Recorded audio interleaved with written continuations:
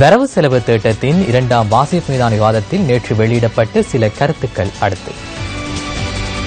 கடந்த அரசாங்கத்தில் ஒவ்வொரு வரவு செலவு திட்டத்தின் போதும் 50,000 வீடுகள் நிர்மாணிப்பதாக முன்மொழிவுகள் சொல்லப்பட்டன. ஆனால் ஒரு வீட்டினை கூட கட்டுவதற்கான நிதி ஒதுக்கப்படவில்லை. அத்தோடு பெருந்தோட்ட மக்கள் சொந்த காணியில் வாழ்வதற்கு தேயிலை கூட அகற்றுவதற்கு சம்மதிக்க முடியாது எனவும் அவ்வப்போது தெரிவிக்கப்பட்டது. மலைய பெருந்தோட்டங்களில் இயற்கை அனர்த்தத்தால் பாதிக்கப்படவிருக்கும் குடியிருப்புகள் ஏறத்தாழ 6,000 வீடுகள் இனங்காணப்பட்டுள்ளது.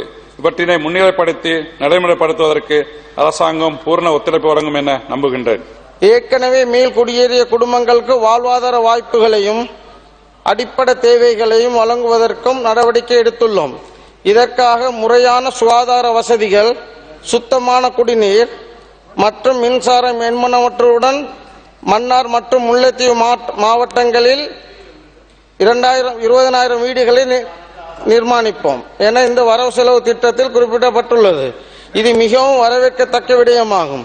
இன்று யுத்தம் முடிவடைந்த நிலையில் பல ஆயிரக்கணக்கான வன்னி மக்கள் தமது சொந்த இடங்களில் குடியமர முடியாமல் அல்லது குடியமர்த்தப்படாமல் உள்ளனர். அதேபோல யுத்த சூழலில் கைது செய்யப்பட்ட 100க்கும் அதிகமான இளைஞர்கள் இதுவரை எவ்வித விசாரணைகளும் இன்றி தடுத்து வைக்கப்பட்டுள்ளனர். இனம் தெரியப்படாத முறையில் கடத்தப்பட்ட தமது உறவுகள் பற்றிய எவ்வித தகவல்களும் இல்லாத சோகத்துடன் வாழும் 100கணக்கான குடும்பங்களும் வன்னியில் வாழ்கின்றனர். குடும்ப தலைவர்களை இழந்து இன்று விதவைகளாக பல்வேறு கஷ்டங்களுக்கு மத்தியில் தமது பிள்ளைகளின் நலனுக்காக வாழும் குடும்ப தலைவிகளின் அர்ப்பணிப்பையும் நாம் மறந்துவிட முடியாது.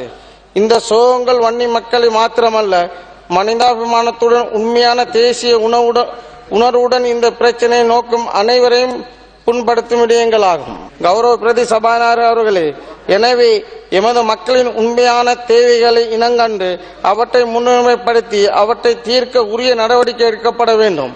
புதுக்குடியிருப்பு நகர் மத்தியில் 20 ஏக்கர் வரையான காணிகளை ராணுவம் இன்று வரை ஆக்கிரமித்துள்ளது. இது பொதுமக்களுக்குரியதும் பொது நிறுவனங்களுக்கும் உரியதுமான காணி.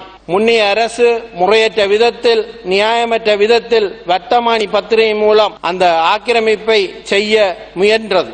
பொதுமக்களின் எதிர்ப்பு போராட்டம் மூலம் அது அன்று கைவிடப்பட்டது. எனவே குறிப்பிட்ட வர்த்தமானி பத்திரிகையை ரத்து செய்து மேற்படி காணிகளை விடுவிக்க இந்த அரசு முன்வர வேண்டும் என நான் கேட்டுக்கொள்கின்றேன். இன்று புதுக்குடியிருப்பு பிரதேச சபைக்கு சொந்தமான காணிகளில், கட்டிடங்களில் ராணுவம் வியாபாரம் செய்கின்றது. ஏன் சினிமா தியேட்டர் கூட நடத்துகின்றது. இது அரச ராணுவத்தின் கடமையா என நான் கேட்கின்றேன். கேப்பாபிளவு என்ற கிராமம் ஒட்டுமொத்தமாக ராணுவம் ஆக்கிரமித்துள்ளது. மக்களினது கிராமத்தை மக்களுக்கு வழங்கிவிட்டு ராணுவம் வேறு இடத்துக்கு செல்ல வேண்டியது ஒரு அத்தியாவசியமாக இருக்கின்றது.